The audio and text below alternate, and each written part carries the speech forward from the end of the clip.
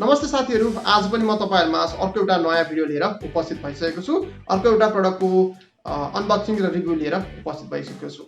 आजको भिडियोमा हामी अनबक्सिङ र रिभ्यू गर्दै छौं। एउटा ट्रिमर निकाई ब्रान्डको ट्रिमर रहेको छ र मोडल चाहिँ यसको NK1750 रहेको छ। आज हामी यसै ट्रिमरको बारेमा अनबक्सिङ र रिभ्यू गर्ने छौं। यसभन्दा अगाडि मैले तपाईहरुमा दुईवटा ट्रिमरको अनबक्सिङ र रिभ्यू को भिडियो प्रस्तुत गरेको थिएँ र त्यो भिडियो यहाँले अत्याधिक मन पराइदिनु भएको छ। यदि तपाईले यो भिडियो हेर्दै गर्दा पनि ती दुईवटा भिडियोहरु चाहिँ हेर्नु भएको छैन भने त्यसको लिंक मैले तल डिस्क्रिप्सनमा राखिदिएको छु र त्यहाँ क्लिक गरेर तपाईले Geemy 595 र GM6008 दुईवटा ट्रिमरको चाहिँ भिडियो छ त्यो भिडियोलाई हेर्न सक्नुहुनेछ। र लागौं आजको भिडियोतर्फ।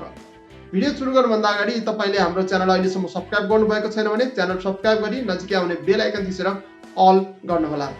हामीसँग धेरै प्रोडक्टहरु छन् अनबक्सिङ र रिभ्यूको लागि र हामी त्यसलाई क्रमशः अनबक्सिङ र रिभ्यू गर्दै जाने छौं।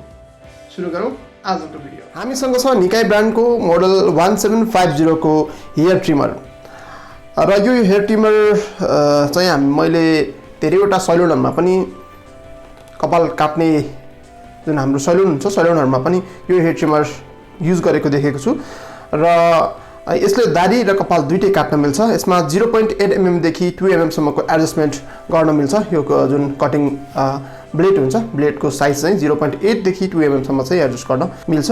अब हामी यो बक्समा चाहिँ के लेखेको छ त्यो एकचोटी सरसरी हेर्ने छौं। यहाँ चाहिँ निकाई भनेर ब्रान्डको नाम छ, मोडल नम्बर छ।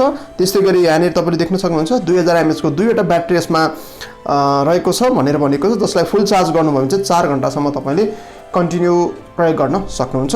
र पछाडीपट्टिको भागमा पनि तपाईले देख्न सक्नुहुन्छ यो मेसिनको बारेमा लेखिएको छ, जहाँ तपाईले देख्न सक्नुहुन्छ यहाँ रिमुभल ब्याट्री रहेको छ भनेको छ र मुभिङ यो ब्लेडको एडजस्टमेन्ट चाहिँ 0.8 mm देखि 2 mm सम्म हामीले ब्लेडलाई एडजस्ट गर्न सक्छौं भनेर लेखिएको छ।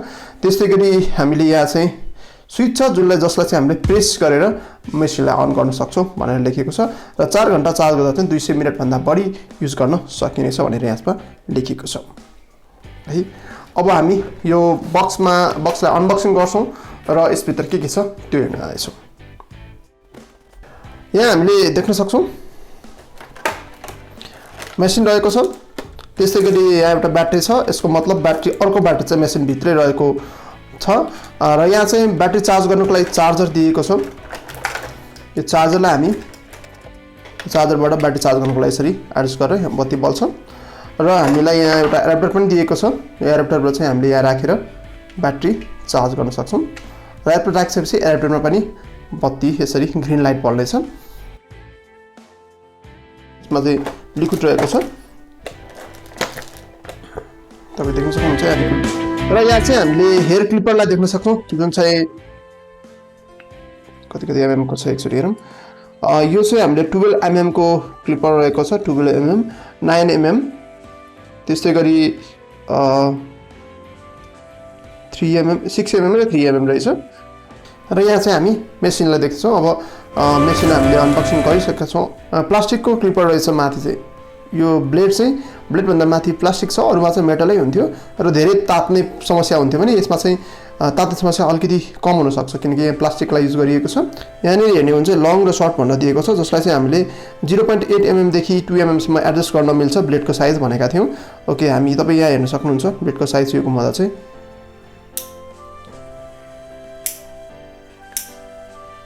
यो चाहिँ लामो लङ पट्टि गएको छ भने यहाँ गएर चाहिँ हामीले 0.8 mm मा हाम्रो दाढी वा कपाललाई छोट्याउन सक्छौं, काट्न सक्छौं।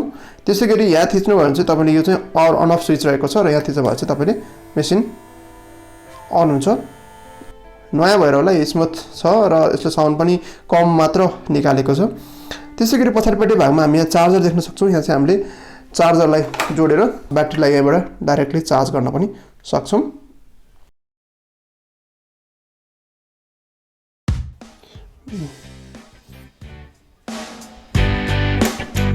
यहाँ चाहिँ हामीले ब्याट्री राख्न सक्छौं र यो ब्याट्रीलाई चाहिँ हामीले यो मेसिन भित्रै राखेर पनि चार्ज गर्न सक्छौं र त्यसको लागि अघि मैले तपाईलाई देखाइसकेँ अर्को एउटा चार्जर पनि छ, जसलाई हामी एउटा ब्याट्री युज गरिरहेको बेलामा चाहिँ अर्को ब्याट्रीलाई फुल चार्ज गर्नको लागि अर्को चार्जरको पनि प्रयोग गर्न सक्छौं। अब हामी यो मेसिनलाई चाहिँ ट्राई गर्नेछौं दाढी काट्नको लागि र म दाढी काटेर यहाँलाई देखाउने छु। अब चाहिँ म मेसिनले दाढी काट्न जाँदैछु। Let's try.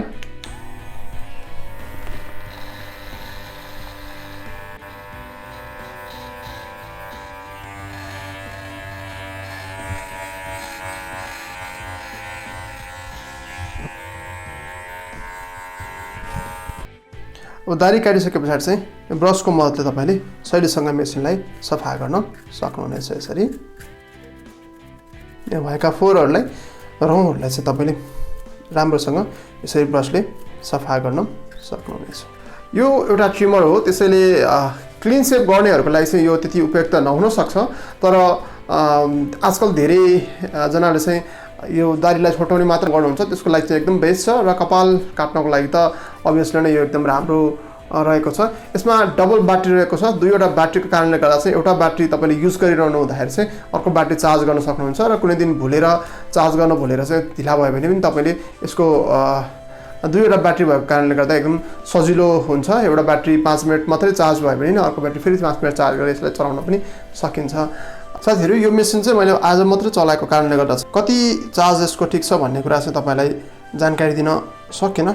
कम्पनीले क्लेम गरेको अनुसार हुनसक्छ, किनकि 2000 mAh को ब्याट्री छ, दुईवटा ब्याट्री छ भनेको 4000 mAh को ब्याट्री हुन्छ। बाहिर 2000 mAh लेखिए पनि यहाँ चाहिँ 2200 mAh को ब्याट्री भनेर लेखिएको छ। सायद यो भित्र पनि 2200 mAh को ब्याट्री होला।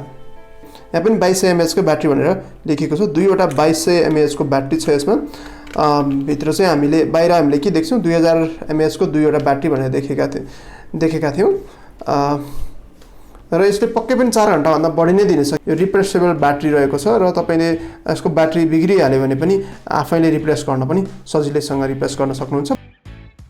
साथीहरू, यो ट्रिमरको मूल्य अहिले नेपाली बजारमा 1800 देखि 2100 रुपैयाँसम्म रहेको छ, र विभिन्न अनलाइनमा हामीले 1800 देखि 2100 को बिचमा चाहिँ यो ट्रिमरलाई खरिद गर्न सक्नेछौँ। साथीहरू, तपाईँलाई यो निकै ब्रान्डको ट्रिमर कस्तो लाग्यो कृपया तल कमेन्टमा लेख्नुहोला, र भिडियोलाई लाइक अनि सेयर पनि गर्नुहोला। यदि तपाईँले अहिलेसम्म हाम्रो च्यानल सब्सक्राइब गर्नुभएको छैन भने च्यानल सब्सक्राइब गरी नजिकै आउने बेल आइकन थिचेर अल गर्नुहोला।